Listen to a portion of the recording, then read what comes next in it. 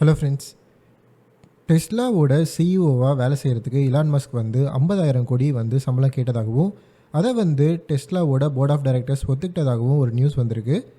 இதில் என்ன சொல்கிறாங்க அப்படின்னு பார்த்தீங்கன்னா 2018 ஒரு டீல் போட்டிருக்காங்க இலான் மஸ்க்கும் டெஸ்லாவோட போர்ட் ஆஃப் டைரக்டர்ஸும். என்ன டீல் அப்படின்னு பார்த்தீங்கன்னா, அன்னைக்கு டெஸ்லாவுடைய மதிப்பு, அதாவது டெஸ்லாவோட கம்பெனியோட மதிப்பு வந்து பார்த்திங்கன்னா கிட்டத்தட்ட $50 பில்லியன். என்ன டீல்னா 10 வருஷத்தில், அதாவது 2028க்குள்ளே டெஸ்லாவுடைய மதிப்பை வந்து $650 பில்லியன் கொண்டு வந்துட்டாருன்னா, இலான் மஸ்க் சிஇஓவாக வேலை செஞ்சு கொண்டு வந்துட்டாங்கன்னா அவருக்கு வந்து $56 பில்லியன் வந்து சம்பளமாக கொடுக்கப்படும் அப்படின்னு சொல்லிட்டு அந்த டீல் வந்து போடுறாங்க 2018. இதுக்கு வந்து எதிராக டெஸ்லாவோட இன்வெஸ்டர்ஸ், அதாவது டெஸ்லாவில் இன்வெஸ்ட் பண்ணியிருப்பாங்க இல்லையா, பெரிய பெரிய இன்வெஸ்டர்ஸ்லாம் இருக்காங்க இல்லையா, அவங்க வந்து கோர்ட்டில் கேஸ் போடுறாங்க. என்ன கேஸ் அப்படின்னு பார்த்தீங்கன்னா, எதுக்கு வந்து இந்த ஆளுக்கு இவ்வளோ சம்பளம் கொடுக்கணும், $56 பில்லியன் வந்து ஒரு சின்ன அமௌண்ட்டு கிடையாது.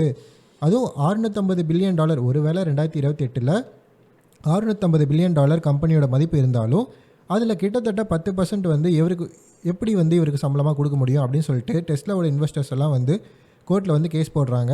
அதில் என்ன சொல்கிறாங்க அப்படின்னு பார்த்தீங்கன்னா, போர்ட் ஆஃப் டைரக்டர்ஸ் எல்லாமே வந்து யாரும் இண்டிபெண்ட்டாக வந்து டிசிஷன் எடுக்கல, இலான் மஸ்க் தான் வந்து எல்லாத்துலேயும் இப்போ வந்து கெடுத்துட்ருக்காரு அப்படின்னும் வந்து அந்த கோர்ட்டில் சொல்கிறாங்க. இந்த கேஸ்க்கு வந்து தீர்ப்பு, அதாவது 2018 வந்து இந்த கேஸ் போட்டுறாங்க. அந்த டீல் வந்து எப்போ முடிவு பண்ணாங்களோ அப்போவே வந்து டெஸ்லாவோட இன்வெஸ்டர்ஸ் எல்லாம் சேர்ந்து ஒரு கேஸ் போட்டுடுறாங்க. அந்த கேஸோடைய முடிவு வந்து ஜனவரி மாதம் வந்துச்சு. அந்த தீர்ப்பில் வந்து என்ன சொல்கிறாங்க அப்படின்னு பார்த்தீங்கன்னா, யூஎஸ் கோர்ட்டோட ஜட்ஜ் வந்து சொல்கிறாங்க, எதுக்கு வந்து இவ்வளோ அதிகமாக இந்த ஆளுக்கு நீங்கள் வந்து சேலரி கொடுக்குறீங்க அப்படின்னு சொல்லிட்டு யூஎஸ் கோர்ட் ஜட்ஜ் வந்து கேட்குறாங்க. அதுக்கு வந்து போர்ட் ஆஃப் டைரக்டர்ஸ் வந்து சொல்கிறாங்க, இந்த மாதிரி ஒரு நல்ல சிஇஓ வந்து எங்களுக்கு எப்படி கிடைப்பாங்க, இவருடைய உழைப்பால் தான் வந்து எங்கள் கம்பெனி வந்து இவ்வளோ பெரிய கம்பெனியாக வளர்ந்துருக்கு. அதுவும் இல்லாமல் இந்த ஆள் வந்து பார்த்திங்கன்னா 6 வருஷமாக எங்ககிட்ட எந்த சம்பளமும் வாங்கலை, அதாவது 2018 இப்போ வரைக்கும் ஒரு பைசா கூட இந்த ஆள் வந்து சம்பளமே வாங்கலை. சம்பளமே வாங்காமல் இப்படி வேலை செய்கிற ஒரு நல்ல சிஇஓக்கு நாங்கள் வந்து ஒரு அமௌண்ட்டு கொடுக்காம நாங்கள் வந்து வேலை வாங்குறது எங்களுக்கு வந்து மனசு கஷ்டமாக இருக்குது அப்படின்னு என்னென்னமோ வந்து சொல்லியிருக்காங்க. இதெல்லாம் கேட்டுட்டு யூஎஸ் ஜட்ஜ் வந்து என்ன சொல்லியிருக்காங்கன்னா, நீங்கள் சொல்கிறதெல்லாம் பார்த்தா எனக்கு வந்து ஒரு நம்பிக்கையே வரமாட்டேங்குது, நீங்கள் வந்து எதுவும் சாலிடாக ஒரு காரணம் சொல்லாமல் சும்மா உட்காந்து கதை விட்டுட்ருக்கீங்க, இதுக்கெல்லாம் வந்து $56 பில்லியன் வந்து என்னால் சம்பளமாக கொடுக்க ஒத்துக்க முடியாது அப்படின்னு சொல்லிட்டு யூஎஸ் கோர்ட் வந்து அந்த ஜட்ஜை வந்து ரிஜெக்ட் பண்ணிடுறாங்க. இதனால் வந்து டெஸ்லாவுடைய சிஇஓவான இலான் மஸ்க் வந்து கோச்சிக்கிட்டு ட்விட்டரில் ட்வீட் போடுறாரு. என்னென்னா, யாருமே இந்த கம்பெனியை வந்து அவங்களோட கம்பெனியை டெலவேரில் ஸ்டார்ட் பண்ணாதீங்க. அதாவது இப்போ டெஸ்லாவோட ஹெட் குவார்ட்டர் பார்த்திங்கன்னா டெலவேரில் இருக்குது, இந்த கோர்ட்டுமே வந்து பார்த்திங்கன்னா டெலவேரில் தான் இருக்குது. டெலவேர் கோர்ட் ஜட்ஜு வந்து இவருக்கு இவ்வளோ காசு நீங்கள் வந்து சம்பளமாக கொடுக்கூடாது அப்படின்னு சொன்ன உடனே இவர் வந்து கோச்சிட்டு ட்வீட் போடுறாரு, இந்த மாதிரி யாருமே இந்த கம்பெனியை வந்து டெலவேரில் ஓப்பன் பண்ணாதீங்க, உங்களோட புது கம்பெனியை, நானுமே வந்து இந்த கம்பெனியை நான் இங்கேருந்து தூக்கிட்டு போய் டெக்ஸஸில் வச்சுக்க போகிறேன் அப்படின்னு சொல்லிட்டு கோவத்தில் ட்வீட் போட்டிருக்காரு. அது மட்டும் இல்லாமல் இன்வெஸ்டர்ஸ் வந்து என்ன சொல்கிறாங்க அப்படின்னு பார்த்தீங்கன்னா, இந்த ஆள் வந்து முழு நேரமாக கூட வந்து டெஸ்லாக்கு வந்து சிஇஓவாக இல்லை. ஏன்னா ஒரு வேளை சரி நீ வந்து இவ்வளோ காசு கொடுக்குற அளவுக்கு நீ ஒர்த்தான ஒரு சிஇஓ அப்படின்னா முழு நேரமும் நீ டெஸ்லாவில் வேலை பார்த்துருந்தா கூட பரவாயில்ல, நீ பாட்டுக்கு அப்பப்போ புது கம்பெனி வந்து ஆரம்பித்து அதில் தான் கான்சன்ட்ரேட் பண்ணுற. இப்போ நீ வந்து போரிங் கம்பெனி அப்படின்னு ஒன்று ஆரம்பித்த, அப்புறம் வந்து நியூரா லிங்க்னு ஒரு கம்பெனி ஆரம்பித்த, ஸ்பேஸ் எக்ஸ்னு ஒரு கம்பெனி இருக்குது, இந்த 3 கம்பெனிலையுமே வந்து நீ வேலை செஞ்சிட்ருக்கிற, நீ வந்து டெஸ்லாக்கா முழுசாக சிஇஓவாக இருக்க, உனக்கு எதுக்கு நாங்கள் $56 பில்லியன் வந்து உனக்கு நாங்கள் வந்து சம்பளமாக கொடுக்கணும் அப்படின்னு சொல்லி இன்வெஸ்டர்ஸ் கேட்குறாங்க. அது மட்டும் இல்லாமல் இன்னொரு விஷயம் என்ன கேட்குறாங்க அப்படின்னு பார்த்தீங்கன்னா, ஒருவேளை வந்து சரி இவன் வந்து இந்த இலான் மஸ்க் வந்து சிஇஓவாக இருக்கிறதுக்கு இவ்வளோ அதிகமாக சம்பளம் கேட்டால் போர்ட் ஆஃப் டைரக்டர்ஸ் நீங்கள் என்னடா பண்ணியிருக்கணும், நீங்கள் வந்து ஒரு கம்மி சம்பளத்தில் கிடைக்கிற ஒரு சிஇஓவை வந்து பார்த்துருக்கணும். அப்படி பார்க்காம நீங்கள் பாட்டுக்கு எல்லோரும் வந்து இலான் மஸ்க்கு வந்து இவ்வளோ சம்பளத்தை வந்து தூக்கி கொடு அப்படின்னு சொல்கிறீங்களே, யார் வீட்டு காசு அப்படிங்கிற மாதிரி இன்வெஸ்டர்ஸ் ரொம்ப கோவப்பட்டு தான் வந்து இந்த கேஸை போட்டிருக்காங்க அப்படின்னு சொல்கிறாங்க. அது மட்டும் இல்லாமல் இந்த அமௌண்ட் வந்து பார்த்திங்கன்னா, நம்ம ஏற்கனவே பார்த்த மாதிரி நம்ம மதிப்பில் கிட்டத்தட்ட 50,000 கோடி. இந்த அமௌண்ட் வந்து பார்த்திங்கன்னா இப்போ உலகத்தில் டாப் 200 பேர் சம்பளம் வாங்குகிற டாப் 200 பேரோட சம்பளத்தை சேர்த்தா கூட வந்து இலான் மஸ்க் கேட்குற இந்த அமௌண்ட்டோட வேல்யூக்கு வந்து ஈடாகாது அப்படின்னு சொல்கிறாங்க. எவ்வளோ டிஃப்ரென்ஸ் அப்படின்னு பார்த்தீங்கன்னா, உலகத்தில் டாப் 200 சம்பளம் வாங்குகிற எல்லாரோட சம்பளத்தையும் சேர்த்து அதை 6ஆல் மல்டிப்ளை பண்ணால் மட்டும்தான் வந்து இலான் மஸ்கோட சிஇஓக்கு வந்து மேட்ச் ஆகுது. இந்த அளவுக்கு சேலரி கொடுக்குற அளவுக்கு இலான் மஸ்க் கிட்ட வந்து என்ன அப்படி இருக்குது அப்படின்னு சொல்லிட்டு இலான் மஸ்க் டெஸ்லாவோட இன்வெஸ்டர்ஸ் வந்து கேள்வி கேட்டிருக்காங்க. அதே மாதிரி யூஎஸோட ஜட்ஜுமே வந்து அந்த தீர்ப்பு வழங்குறதுக்கு முன்னாடி என்ன சொல்லியிருக்காங்க அப்படின்னு பார்த்தீங்கன்னா, இந்த போர்ட் ஆஃப் டைரக்டர்ஸ் எல்லாமே வந்து இலான் மஸ்க் சொல்கிறத கேட்டு நடக்கிற மாதிரி தெரியுது, யாருமே வந்து சொந்த அறிவு யூஸ் பண்ணுற மாதிரி தெரியல, அவர் சொல்கிறதுக்கெல்லாம் ஆமாம் சாமி தலையை ஆட்டிக்கிட்டு அவர் கேட்குறதுக்கெல்லாம் ஒத்துக்கிறாங்க, இந்த அமௌண்ட் வந்து ரொம்பவே அதிகம், என்னால் சாங்ஷன் பண்ண முடியாது அப்படின்னு சொல்லிட்டு யூஎஸ் கோர்ட்டில் தீர்ப்பாயிடுச்சு. இப்போ வந்து என்ன பிரச்சனை அப்படின்னு பார்த்தீங்கன்னா, இந்த டெஸ்லாவுடைய போர்ட் ஆஃப் டைரக்டர்ஸ் வந்து என்ன பண்ணியிருக்காங்கன்னா, கோர்ட் வந்து முடியாதுன்னு சொல்லிட்டாங்க. இதை வந்து சர்க்கமெண்ட் பண்ணி, அதாவது எப்படியாவது சுற்றியாவது எப்படியாவது இந்த இலான் மஸ்க்கு வந்து இந்த அமௌண்ட்டை வந்து பே பண்ணிடணும்னு சொல்லிட்டு என்ன பண்ணியிருக்காங்க அப்படின்னு பார்த்தீங்கன்னா, ஒரு தீர்மானம் கொண்டு வந்திருக்காங்க. இந்த தீர்மானத்தில் வந்து இன்வெஸ்டர்ஸ் எல்லாத்தையும் கேட்குறாங்க, நீங்கள் வந்து எங்களுக்கு சாதகமாக ஓட்டு போடுங்க, பாவம் இந்த மனுஷன் உங்களுக்காக இவ்வளோ வேலை செய்கிறாரு, இவருக்கு ஒரு 50,000 கோடி சின்ன அமௌண்ட்டு நீங்கள் வந்து சம்பளமாக கொடுக்கறதுக்கு எல்லாரும் ஒத்துக்கோங்க அப்படின்னு சொல்லிட்டு ஓட்டு போட சொல்லி கேட்டுட்ருக்காங்க. இதுக்கு வந்து என்ன காரணம் அப்படின்னு பார்த்தீங்கன்னா, இப்போ ஜனவரி கோர்ட்டில் வந்து அந்த ஜட்ஜு முடியாதுன்னு சொல்லிட்டாங்க. இதை வந்து டெஸ்லா போர்ட் ஆஃப் டைரக்டர்ஸ் வந்து அப்பீல் பண்ணியிருக்காங்க. அதாவது சுப்ரீம் கோர்ட்டில் வந்து அப்பீல் பண்ணியிருக்காங்க.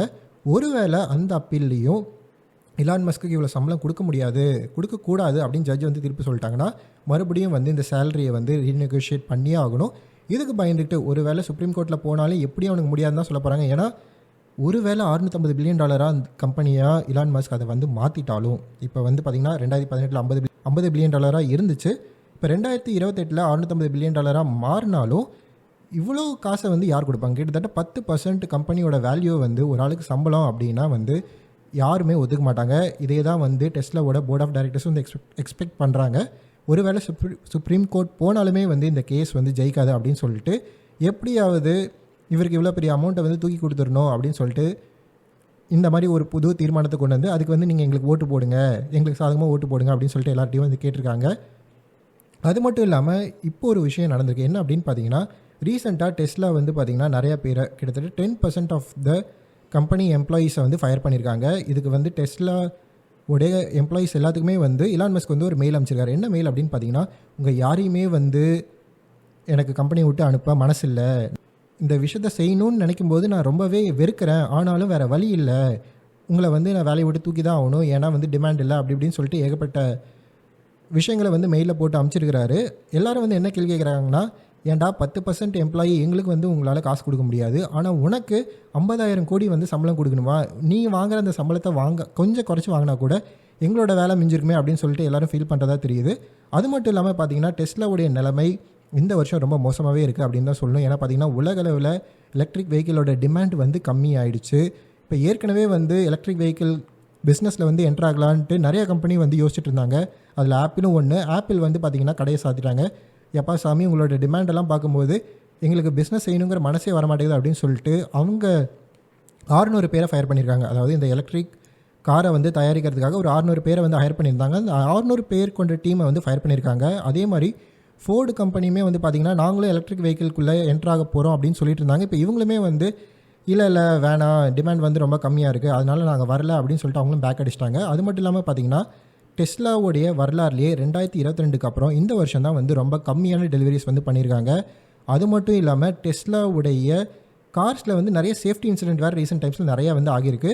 இதனால் வந்து பார்த்திங்கன்னா டெஸ்லாவுடைய நிலைமை வந்து ரொம்ப மோசமாக இருக்குது. இந்த நிலைமையில் இப்படி இலான் மஸ்க் வந்து எனக்கு 50,000 கோடி சம்பளம் கொடுங்க அப்படின்னு சொல்லி கேட்குறது வந்து கரெக்டாக அப்படின்னு சொல்லிட்டு நிறைய பேர் நிறையா பக்கம் கேள்வி கேட்குறாங்க. அதில் இல்லாமல் இன்னொரு விஷயம் என்ன அப்படின்னு பார்த்தீங்கன்னா, இலான் மஸ்க் இன்னொரு விஷயம் கேட்குறாரு. அதாவது இந்த போர்ட் ஆஃப் டைரக்டர்ஸில் இந்த ஓட்டிங் ரைட்ஸ் அப்படின்னு சொல்லுவாங்க. அதாவது நீங்கள் வந்து எவ்வளோ ஷேர் வச்சுருக்கீங்களோ அவ்வளோ பர்சன்டேஜ் ஓட்டிங் ரைட்ஸ் வந்து உங்களுக்கு இருக்கும். இதில் வந்து என்ன சொல்கிறாரு அப்படின்னு பார்த்தீங்கன்னா, எனக்கு வந்து மினிமம் 25% ஓட்டிங் ரைட் வேணும் அப்படின்னு வந்து இலான் மஸ்க் கேட்டிருக்காரு. சரி, நீங்கள் கேட்கலாம், கம்பெனியே வந்து இலான் மஸ்க் தானே, அவருக்கு ஏன் வந்து ஓட்டிங் ரைட்ஸ் இல்லை, 25% ஓட்டிங் ரைட்ஸ் தானே, ஏன் இல்லை அப்படின்னு நீங்கள் வந்து கேட்கலாம். இப்போ பார்த்தீங்கன்னா டெஸ்லா வந்து பார்த்தீங்கன்னா பப்ளிக் லிமிடெட் கம்பெனி. ஏன்னா டெஸ்லா வந்து பார்த்தீங்கன்னா ஷேர்ஸ் வந்து கொடுத்துருக்காங்க. அதாவது ஷேர்ஸ் வந்து எவ்வளோ பர்சன்டேஜ் வந்து ஓன் பண்ணுறாங்களோ அவ்வளோதான் வந்து கம்பெனியோட ஓனர்ஷிப்பும் வந்து உங்களுக்கு இருக்கும். இப்போ வந்து இலான் மஸ்கோட ஷேர் ஓனர்ஷிப் வந்து பார்த்தீங்கன்னா 13% தான். ஸோ 13% வச்சுட்டு நீ வந்து 25% ஓட்டிங் ரைட் வேணும் அப்படின்னு கேட்டால் யாருமே கொடுக்க மாட்டாங்க. எப்போலேருந்து 13% தான் இருக்கா அப்படின்னு கேட்டிங்கன்னா அதான் இல்லை. முன்னாடி வந்து இலான் மஸ்க் கிட்ட வந்து நிறையவே ஷேர்ஸ் இருந்தது.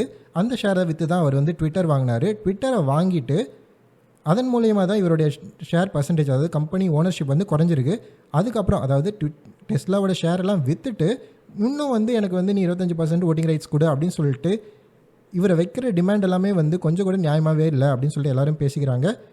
இதுதான் ஃப்ரெண்ட்ஸ் டெஸ்லாவுடைய chief executive officer Elon Musk 50,000 கோடி சம்பளம் கேட்ட கதை. அதாவது இந்த போர்ட் ஆஃப் டைரக்டர்ஸ் கொண்டு வந்த தீர்மானம் வந்து நடக்க போகுதா, அதாவது இன்வெஸ்டர்ஸ் வந்து ஒத்துக்குவாங்களா அப்படிங்கிறது வந்து தெளிவாக தெரியல. ஏன்னா ஏற்கனவே 2018 இந்த டீலை போட்டதுக்கு தான் வந்து இன்வெஸ்டர்ஸ் வந்து சேர்ந்து கோர்ட்டை வந்து கதவை தட்டினாங்க. கோர்ட்டுமே வந்து இவ்வளோ சம்பளம்லாம் கொடுக்காதீங்க இந்த ஆளுங்க அப்படின்னு சொல்லிட்டு தீர்ப்பு வழங்கிட்டாங்க. இப்போ மறுபடியும் வந்து இந்த மாதிரி ஒரு தீர்மானம் கொண்டு வரதுனால இன்வெஸ்டர்ஸ் வந்து ஒத்துக்குவாங்களா அப்படிங்கிறது இது தெரியல. மோஸ்ட்லி ஒத்துக்க மாட்டாங்க. அப்படி ஒரு வேளை ஒத்துக்கலாம் மறுபடியும் வந்து டீலை ரிவைஸ் பண்ணுவாங்களா இல்லை கோர்ட் கேஸை கொண்டு போய் சுப்ரீம் கோர்ட்டில் அப்பீல் பண்ணுவாங்களா அப்படிங்கிறது தெளிவாக தெரியல. இந்த வீடியோ உங்களுக்கு பிடிச்சிருக்குன்னு நினைக்கிறேன். பிடிச்சிருந்தா லைக் பண்ணுங்கள். ஒருவேளை இது வரைக்கும் இந்த சேனலுக்கு நீங்கள் சப்ஸ்கிரைப் பண்ணலை அப்படின்னா மறக்காமல் சப்ஸ்கிரைப் பண்ணுங்கள். நீங்கள் வந்து நான் வேறு ஏதாவது டாபிக் போடணும் அப்படின்னு நினச்சிங்கன்னா அதை மறக்காமல் கமெண்ட் போடுங்க. Have a good day.